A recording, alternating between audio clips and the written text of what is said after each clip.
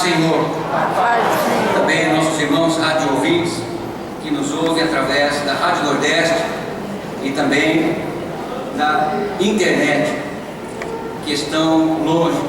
Até o meu filho hoje, Guilherme, pediu para dar a paz do Senhor para ele, então vai para você também, meu filho que está me ouvindo, a paz do Senhor. Queridos, que dia maravilhoso, dá vontade que este dia não termine mais, que continue assim. E vai continuar um dia na glória de Deus, né?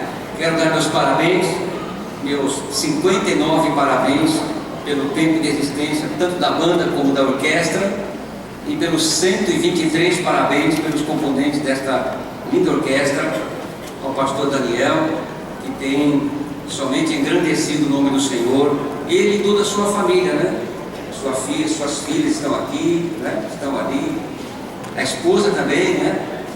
E são componentes aqui da orquestra, violinista, solo, toca muito este violino aí. Alguns irmãos, né? A gente não conhece mais. Aqui tem, por exemplo, o irmão Jonathan, que toca o tímpano, né, irmão Jonathan? Fica de pé, irmão Jonathan. Este irmão, quando era criança, tocava caixinha, viu, irmão? Agora toca o tímpano, olha aqui, né?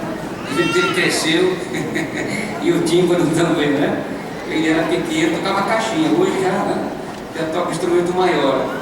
Viu, João? Era caixinha que você tocava, né? Isso, muito bem. Todos vocês estão de parabéns mesmo, porque música, ela não só enche o nosso coração, mas ela também ajuda e muito quem toca, quem aprende música, porque é um fator muito grande de crescimento mental, né? A pessoa vai aprendendo música, vai tirando daquelas partituras as letras e acaba se tornando muitas vezes um mestre. Quem sabe daqui sairão mais maestros, mais cantores e muitos outros músicos. Eu gostaria que você ficasse de pé neste momento para nós lermos 2 versículos da Bíblia. Vocês já ficaram de pé, mas vamos ler o capítulo 15 do Evangelho segundo escreveu São João, o versículo 15 e o versículo 16, que são tema deste dia, não é? Ontem e hoje. Você que trouxe a sua Bíblia, você que tem a sua palavra aí, a palavra de Deus nas suas mãos, vamos ler o Evangelho segundo escreveu São João. É o 4º Evangelho, né? Evangelho pelo João Evangelista, aquele João que colocava a cabeça no peito de Jesus, o mesmo João que viu e que escreveu o Apocalipse, o mesmo João que escreveu as 3 epístolas. Este João escreveu este Evangelho aqui. Vou ler. Já vos não chamarei servos, porque o servo não sabe o que faz o seu senhor, mas tenho-vos chamado amigos, porque tudo quanto ouvi de meu Pai vos tenho feito conhecer. Não me escolhestes vós a mim, mas eu vos escolhi a vós, e vos nomeei, para que vades e deis fruto, e o vosso fruto permaneça, a fim de que mais ou menos alguma coisa que pedirdes ao Pai, é isso? 1/3 que você pedir ao Pai, metade, vai. Tudo, diga tudo. Tudo. Quanto? Em meu nome. Pedirdes ao Pai, Ele vos conceda. Amém? Eu creio que a Aninha deve ter feito isso com você ontem. Ela copia as coisas que eu ensino. Não, sou eu que copio o que ela faz. Mas isso eu disse para ela: faça isso na igreja, que domingo eu vou fazer também. Vocês conhecem uma parreira de uva? Quem já viu?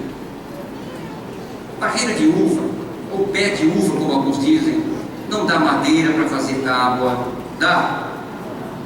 Não faz nem um lápis, não faz uma mesa, não faz uma cadeira, não nasce no chão rasteiro, nem cresce para cima. Pega aí na mão do seu irmão, assim, no braço dele, assim, olha, põe assim a mão, pode pegar, no braço, não, no ombro dele, no ombro, assim, no ombro. Por que será que Jesus disse que Ele é a videira verdadeira? Por que será, hein? Por que será que a parreira só cresce assim, olha? Para dizer para você que este braço que te segura é o braço que você precisa. Esta mão que te sustenta é a mão do seu amigo, do seu irmão que está ao seu lado. Nós crescemos assim, unidos, abraçados. Se um cair, o outro vai deixar. Mas se eles caírem, o outro vai levantar. Oh, glória a Deus! Pode sentar. Aleluias! Muito obrigado por você participar desse culto Esse também. Deus é tremendo. Queridos irmãos, queridos amigos, Jesus é o nosso melhor amigo. Jesus é o meu amigo. Jesus é o nosso amigo. Ele é nosso amigo. Quando você chega no capítulo 15 do Evangelho de João, aliás, quando você vai chegando no capítulo 15, capítulo 12, 13, principalmente o 13, o 14, o 15, o 16, a gente nota uma diferença muito grande no discurso do Senhor Jesus. Percebam que no desenrolar dos fatos, eu vou começar lá na Bíblia, não vou falar disso tudo, mas eu vou citar apenas que no desenrolar dos fatos na Bíblia, quando Deus se manifesta pela primeira vez, Ele faz com a pessoa de Abraão, que naquele tempo ainda era Abrão. E Ele apenas chega para Abrão e fala: sai da tua terra, da tua parentela e vai para uma terra que eu te mostrarei. Ele não se apresentou para Abrão, Ele não disse quem ele era, Ele não falou nenhum motivo. No capítulo 15 Ele aparece novamente a Abrão, e agora ele chega e fala: anda na minha presença e ser perfeito. Aleluia, Deus. Assim, o Senhor, no capítulo 17, aparece novamente a Abraão. Ele faz promessas e fala que Ele é o Deus eterno. Quando chega lá em Moisés, o Senhor chega para ele lá no Horebe e diz para ele: eu sou o Deus de Abraão, o Deus de Isaac e o Deus de Jacó. Nestas alturas, Moisés já sabia quem era Abraão, já sabia quem era Isaac, já sabia quem era Jacó. Quando Moisés ouviu Abraão, Isaac e Jacó, tudo aquilo que Deus prometeu e fez para Abraão, tudo aquilo que Deus prometeu e fez a Isaac, tudo aquilo que Deus prometeu e fez a Jacó, veio à memória de Moisés e ele passou a saber quem falava com ele. Neste momento aqui, é que o Senhor Jesus abre o seu coração definitivamente aos seus discípulos. Ele se mostra quem realmente Ele é. Nesses dias aqui em que Ele falou com eles, no capítulo 15, eles não estavam entendendo mesmo integralmente qual seria o sentido da vinda, da morte e ressurreição do Senhor Jesus. O Senhor Jesus falou muitas vezes para eles e eles nem perceberam. O Senhor Jesus fez 35 milagres escritos no Novo Testamento. O Senhor Jesus, Ele transformou a água em vinho, curou o filho de um rémulo. Com eles Ele fez uma pesca maravilhosa. Ele estava com Jesus quando Ele curou o endemoniado. Ele saiu de lá, foi para Cafarnaum, curou a sogra de Pedro. Ele curou um leproso ali perto de Cafarnaum, curou o paralítico em Cafarnaum. O homem da mão ressequida acalmou uma tempestade e eles estavam com o Senhor Jesus e Jesus falava com ele através dessas obras. Ele libertou lá em Gadara um endemoniado. A mulher que tinha fluxo de sangue foi curada naquele dia que tocou no Senhor Jesus, e logo em seguida Ele levantou da morte a filha de Jairo, e os apóstolos estavam com Ele, a filha da viúva de Naim, perdão. Aquele homem endemoniado também, novamente, que era cego e mudo, foi curado pelo Senhor Jesus, que estava com eles naquele dia. Logo em seguida tiveram fome. Jesus multiplicou pela primeira vez os pães. 5.000 pessoas receberam um pedaço de pão e ainda levantaram 12 cestos, e os discípulos não tinham entendido ainda qual seria a missão do Senhor Jesus. Olha, Jesus sai de cena e volta andando por cima do mar da Galileia, e Pedro na mente dele não veio que era Jesus. Ele gritou para os seus amigos: é um fantasma. fantasma, achando que fosse um fantasma andando sobre as águas, não conheceu o Senhor Jesus. Queridos, ele curou um lunático, mandou pescar um peixe, tirar uma moeda da boca, pagar o imposto, ele fez outro milagre. O Senhor Jesus saiu dali, curou a mulher Sírio-Fenícia, aquela que pedia que os pães caídos da mesa fossem dados para ela. A moeda da boca do peixe curou a mulher Sírio-Fenícia, curou um surdo, um gago, multiplicou os pães mais uma vez, curou um cego. E em Betsaida, Jesus andava por todo lado se fazendo conhecer, e as pessoas não conheciam integralmente qual seria o trabalho do Senhor Jesus. Jesus curou um hidrópico. Hidrópico é quem tem hidropsia. Aquele homem deveria ser enorme, estava inchado por algum líquido ou alguma gordura enorme. Jesus curou aquele homem daquele mal, e eles não entenderam o que seria aquilo de Jesus. Curou a mulher paralítica, curou o hidrópico. 10 leprosos foram curados, um só voltou para agradecer. Já no fim da sua vida, ele levantou Lázaro lá do túmulo, e ainda assim não entendiam inteiramente o que Jesus estava fazendo. Não foi só aí. O Senhor Jesus, quando chega lá no Getsemane, que vai ser preso, Pedro saca a espada, corta a orelha de Malco. Jesus vai lá no chão, pega a orelha, passa na roupa, sopra, tira a poeira, coloca na cabeça de Malco, ajeita por aqui e por ali, e Malco, quando olha, a orelha está grudada na cabeça. Ele fez um milagre na hora de ser preso. Jesus fez milagre até depois de ressuscitar. Chegaram na praia, havia o que? Peixe, havia pães, e ainda fizeram uma pesca maravilhosa. Sabe de uma coisa? Eles não estavam sabendo exatamente o que o Senhor Jesus estava fazendo. Mas no capítulo 13 do Evangelho de João, o Senhor Jesus já começou a descortinar a eternidade para os homens.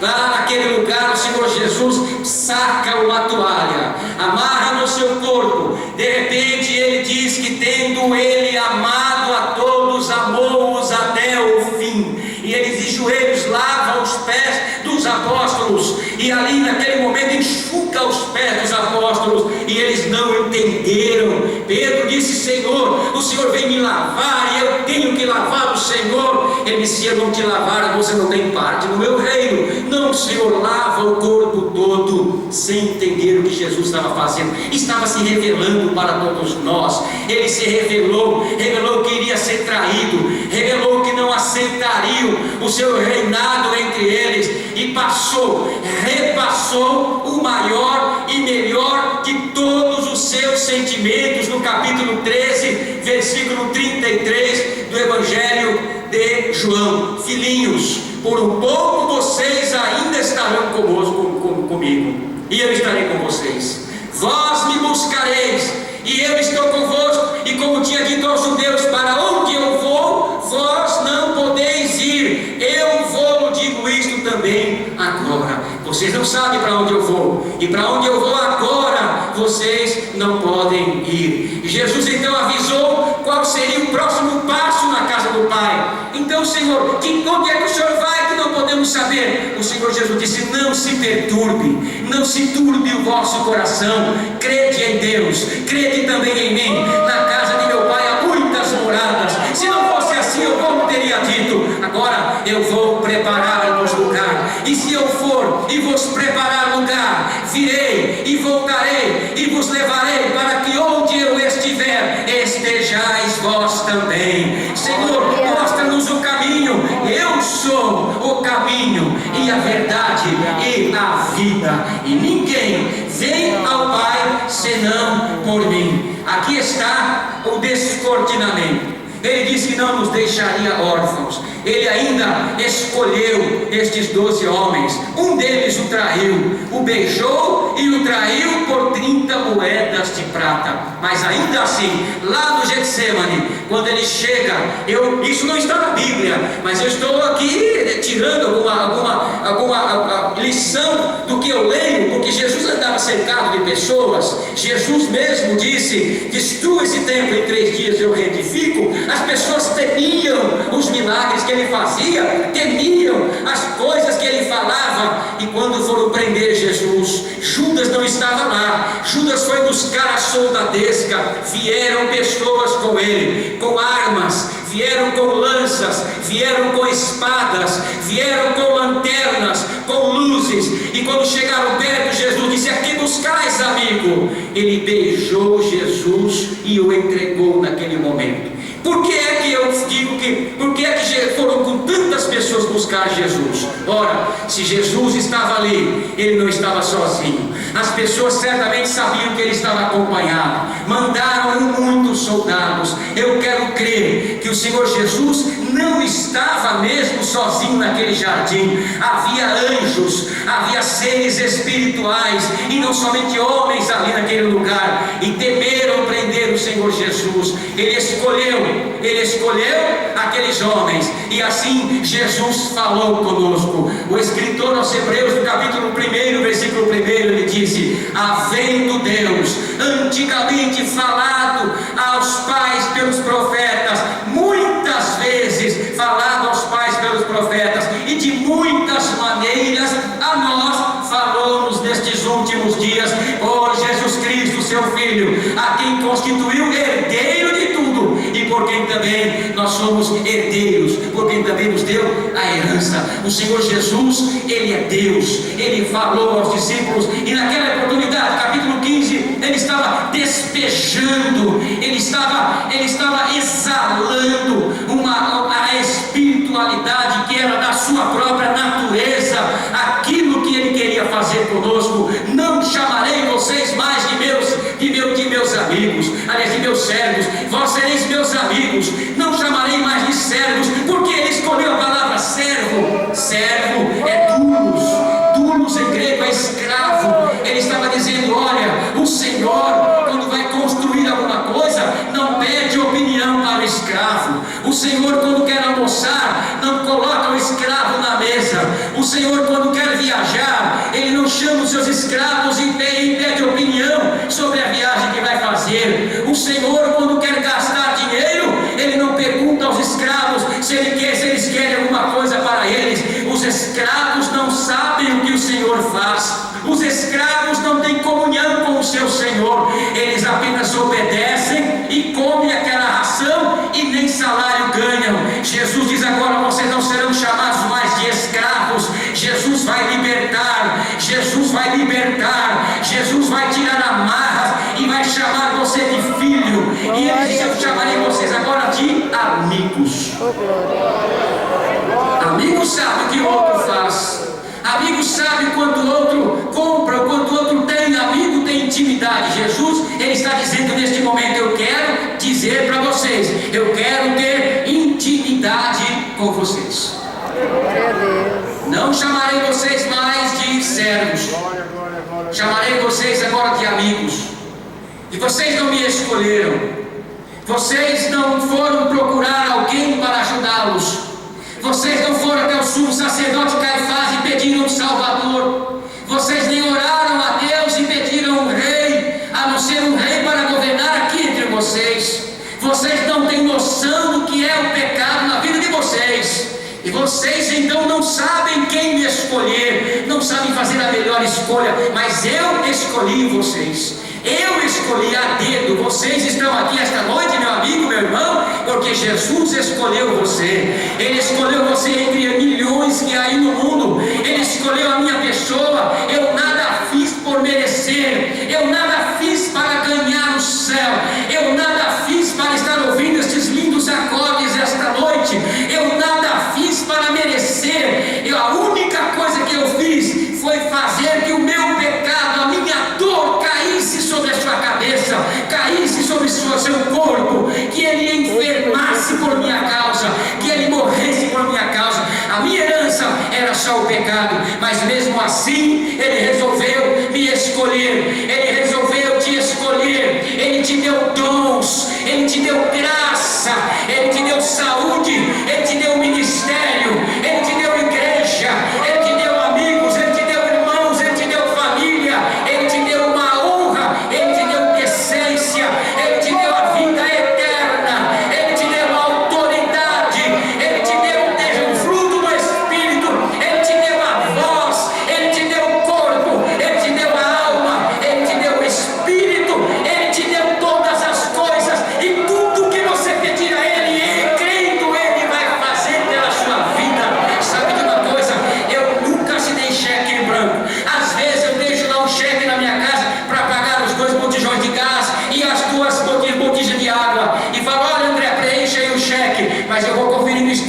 cheque não foi a maior.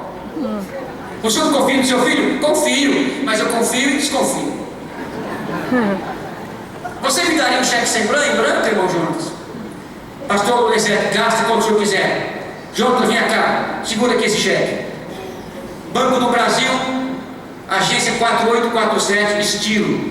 É a minha. A minha não é do Banco do Brasil. Tá aí o cheque, viu, irmão? Quanto é que é esse cheque aí? Tá em branco? Pois olha, agora sai o Antônio. Chega o Jesus. Jonatas, esse cheque é para você. Não me devolva, é teu. Pode preencher quanto você quiser, porque eu sou Jesus. Oh, Tudo que glória você a pediu, eu te Deus. dou. É um cheque em branco. Não preencheu, não? Você não acredita, não? Jesus deu um cheque em branco para você. Você pensou nisso?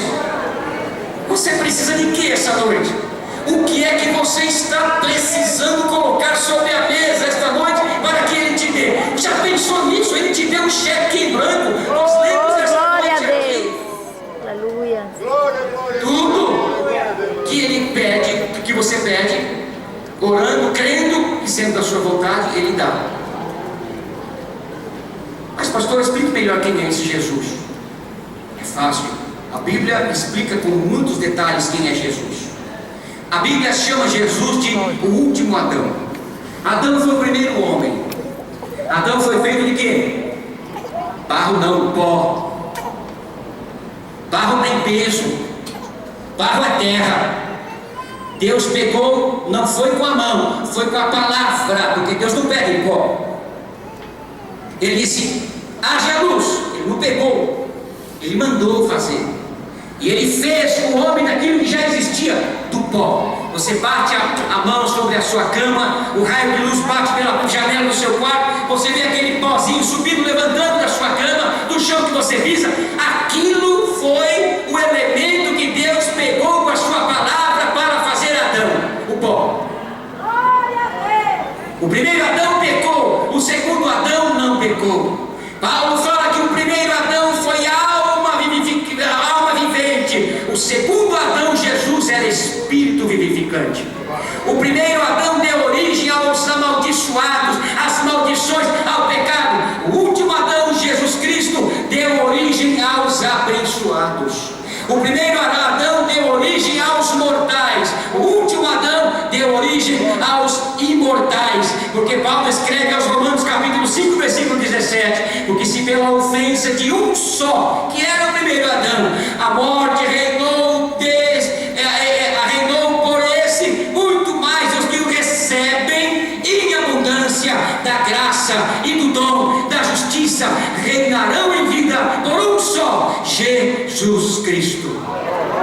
Amém? O primeiro Adão deu origem aos homens e mulheres da terra, porque todos viemos do pó, Gênesis 3:19, e ao pó retornaremos. O último Adão deu origem aos espirituais e celestiais, e todos iguais ao último Adão. Paulo disse, o primeiro homem da terra é terreno, o segundo homem, o Senhor é do céu.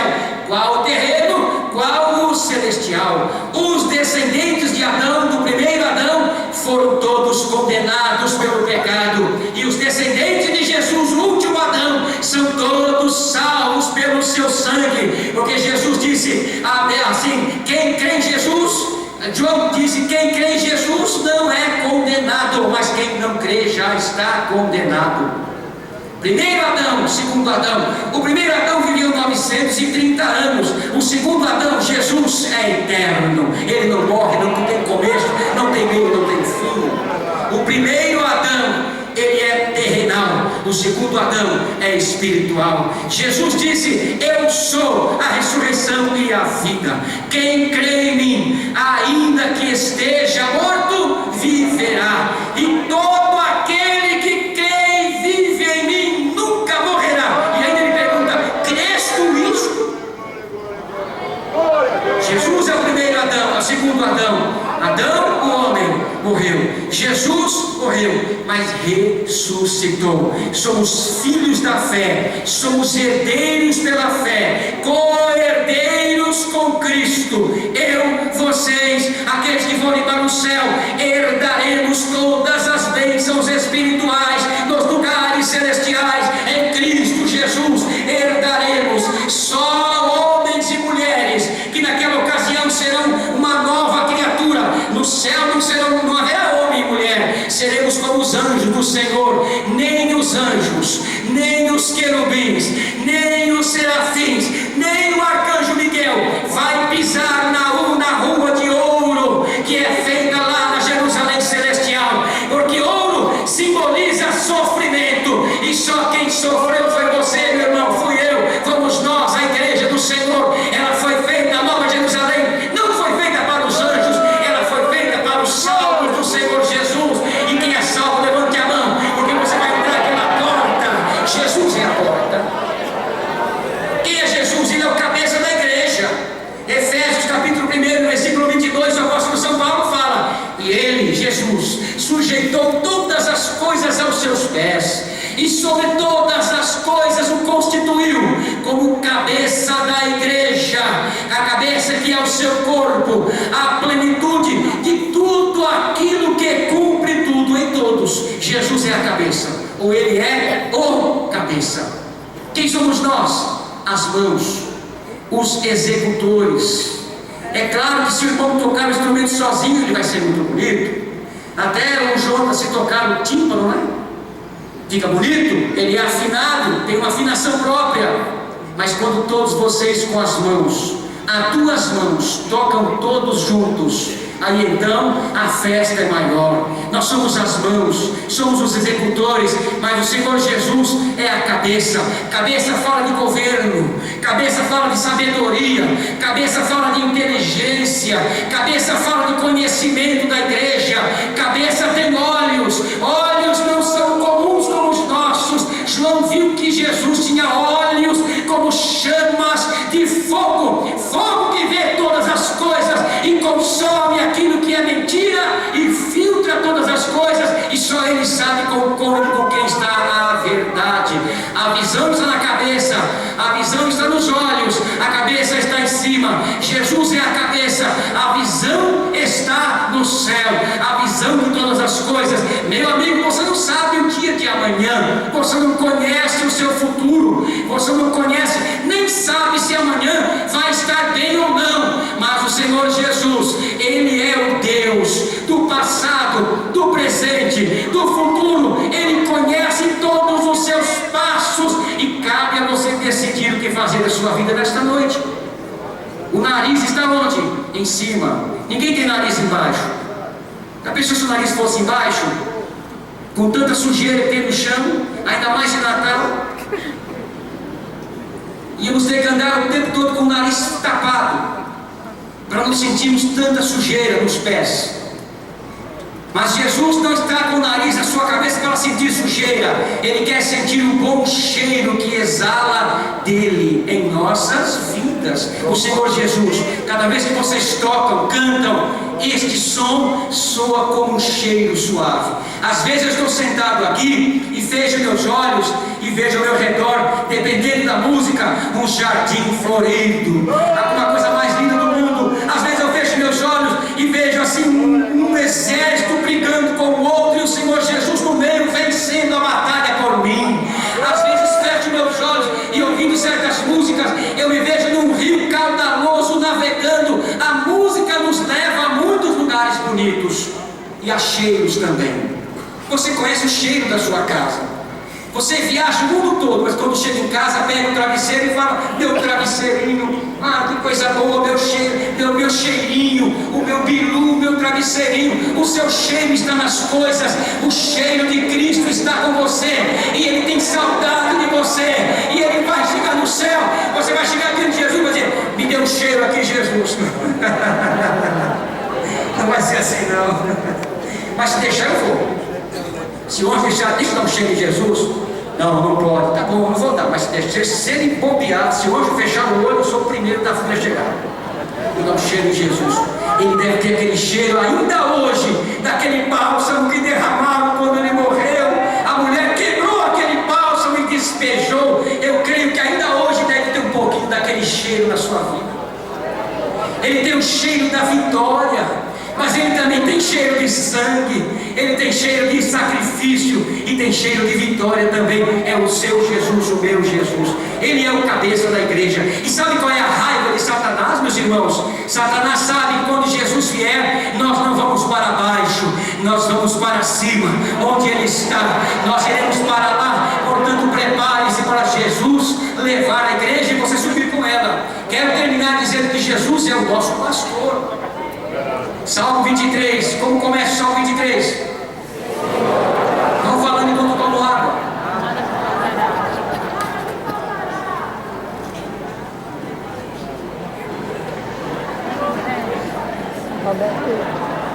Roberto.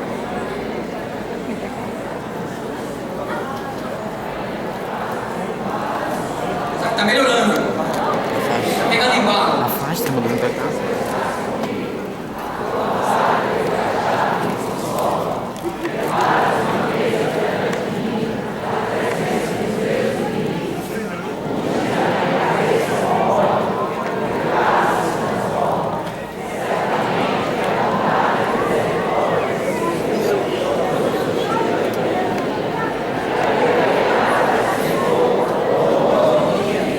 Quem é o nosso pastor? Quem está conosco à mesa? Quem prepara a mesa para você? Quem é que defende você? Quem é que derrama o óleo da alegria na tua cabeça? Quem é que te prepara na presença dos teus inimigos a tua vitória, para que eles vejam que você é um vencedor? É o bom pastor. Jesus disse: eu sou o bom pastor, e o bom pastor dá a vida pelas ovelhas. E Pedro vai mais longe ainda, lá em 1 Pedro capítulo 5, versículo 3 e 4. E quando aparecer o sumo pastor, alcançareis a incorruptível coroa de glória. Ora, quando falamos em sumo, lembramos de suco, e é verdade, é um sinônimo. Espremeram o Senhor Jesus. Ele disse lá em Isaías que só ele pisou o lagar sozinho, e as uvas que ele pisava salpicavam, manchavam as suas vestes. Ali era a representação que ele morreu unicamente para morrer, ressuscitar para a nossa vitória. Nós alcançaremos. Ele é o nosso pastor, o bom pastor que dá a vida pelas ovelhas, o bom pastor que quando vê o lobo chegar, ele o espanta, ele mata, ele destrói tudo aquilo que é contra nós. Jesus quer destruir da tua vida, não as coisas boas. Ele quer destruir a morte, ele quer apagar o fogo da morte que rodeia a sua vida, o desejo de morrer, o suicídio. Ele quer destruir da sua vida todos os vícios, ele quer destruir toda lembrança má do passado, ele quer destruir da sua vida as amarras que o diabo colocou para você não vencer. Ele quer desfazer todas as obras de Satanás, ele quer desfazer toda obra de doença e a enfermidade que você leva no corpo. Ele quer desfazer, não amanhã, ele quer desfazer agora, ele quer desfazer hoje. Ele é o seu amigo, ele quer estar junto de você e quer que você esteja junto dele também. Você crê esta noite que Jesus pode fazer isso? Em último lugar, Jesus é o que? A videira verdadeira. A videira verdadeira. Videira, já expliquei aqui o significado dela. Ela cresce para os lados, no alto, há vento, ar, sol. Ela precisa de poda. Há uma época certa de podar a videira. Não se poda a videira em qualquer época do ano. Ela morre, ela não frutifica. Às vezes você vê videira, a pessoa pensa que plantar uma semente de uva vai nascer uma barreira. Não é assim que frutifica. Tem que enxertar, tem que saber fazer, tem que saber lidar, tem que gostar de lidar da videira. Quem é que aqui tem paciência? Uma paciência longânima, algo espetacular, para levar nas costas a humanidade toda, que reclama todos os dias, que mata todos os dias, que fere todos os dias, que fala mal todos os dias. a sociedade que está perdida nas suas ignorâncias. O Senhor Jesus, Ele diz: eu sou a videira verdadeira, e fala que nós somos as varas, e que Ele limpa, e que se nós pedimos tudo que quisermos, tudo que pedimos nele, se estivermos ligados nele, nós receberemos, porque estamos ligados na seiva, no tronco. Ele fala que sem ele nós não podemos fazer nada. Às vezes em casa é assim, né? Um filho quer uma coisa: olha, pai, se o senhor não fizer me der, eu não posso. Eu me sinto assim, né? Cheio de, né? Eu vou pensar no seu caso. Olha, se o senhor não abrir isso aqui para mim, não me der, eu não vou poder. Tá certo, eu vou pensar no seu caso. Nos sentimos importantes. Ô irmão, vá ali fazer aquela obra. Se o senhor não for, não tem quem faça. Pronto, ele virou, como a gente fala aí fora, né? O furinho do biscoito creme cracker. Não estranho, né? Você fala isso todo dia. Chegou aqui o irmão que vai tocar a tuba. Tem tuba? Você tem uma tuba aqui? Aqui tem a tuba. Você tem um tuba, um tubista aqui. Está ali? Ah, está ali, né? Tudo bem. Antigamente era banda. Banda tinha uma tuba, né? Aquele baixo, é baixo, chama o nome. É isso mesmo que ele diz. Pronto. Chega o irmão da tuba, né? Né? Chega, balança o peito, irmão assim. O irmão se